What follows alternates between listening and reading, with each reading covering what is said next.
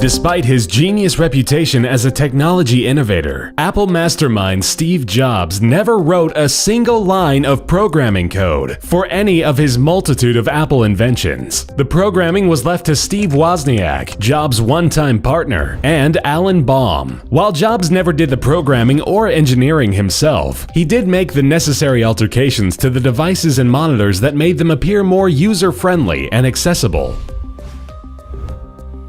In an effort to demonstrate a point about making the original iPod even smaller than what was first handed to him, Jobs dropped the music player into an aquarium and pointed out the bubbles that rose to the surface from the device. Jobs told his engineers that these were air bubbles, which meant there was space in the device to cram the instruments and engineering even closer together to produce a smaller iPod. The folks at Apple have continued to take on this challenge. While the first iPod was 19.9 millimeters thin, the most recent model is 6.1 millimeters.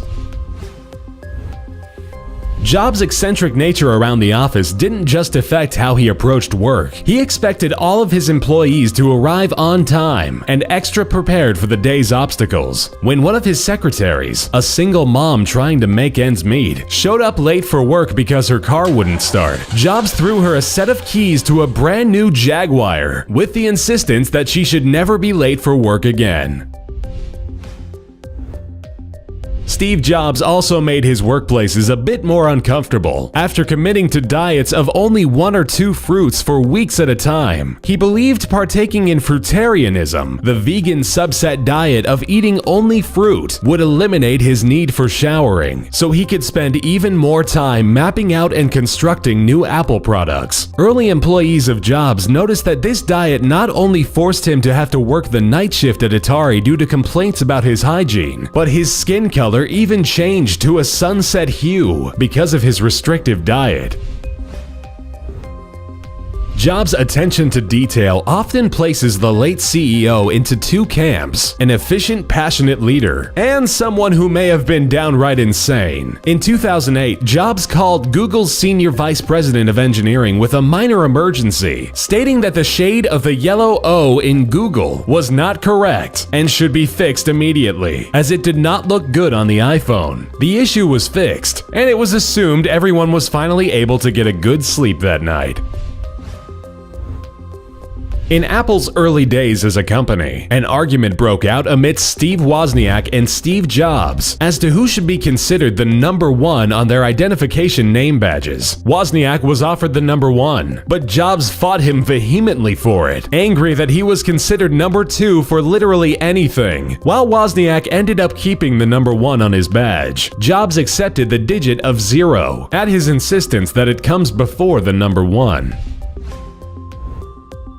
Another battle between Wozniak and Jobs proved Jobs' disloyalty to his partner over his own ego. After creating a game called Breakout for the Atari console, Wozniak and Jobs planned to split the money made from it at 50-50. When the paycheck was delivered to Jobs, he told Wozniak the company had paid them $700 total instead of the $5,000 that was originally in the contract. Wozniak went home with a 50-50 split of $350, while Jobs pocketed $4,650 for himself.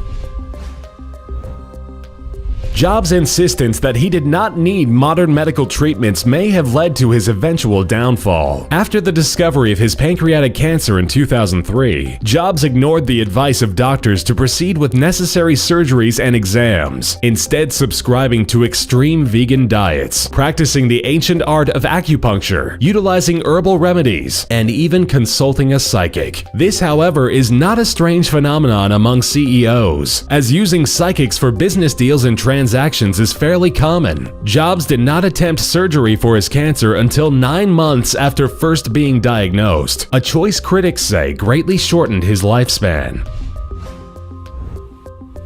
Originally known as the Graphics Group, the company we know today as Pixar was saved by Steve Jobs on numerous occasions. Jobs purchased the company from Star Wars creator George Lucas for $10 million in 1986, and then spearheaded and oversaw production of the company's first feature film, Toy Story. Jobs also helped fine-tune the story of the movie, as it was originally written with Woody as a bad guy. When Jobs sold Pixar back to the Walt Disney Company in 2006, 2006. It came with a price tag of $7.4 billion.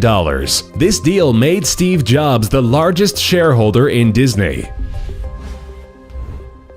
Through all his eccentric and questionable behavior, Jobs still came from very humble beginnings. In the 2005 Stanford commencement address, Jobs claimed that throughout his brief time in college, he was homeless and without a dorm room, often opting to sleep on the floor in his friends' rooms. He obsessively collected Coke bottles for 5 cents in an effort to pay for food, and would travel 7 miles across town every Sunday in order to have one good meal a week at the Hare Krishna temple.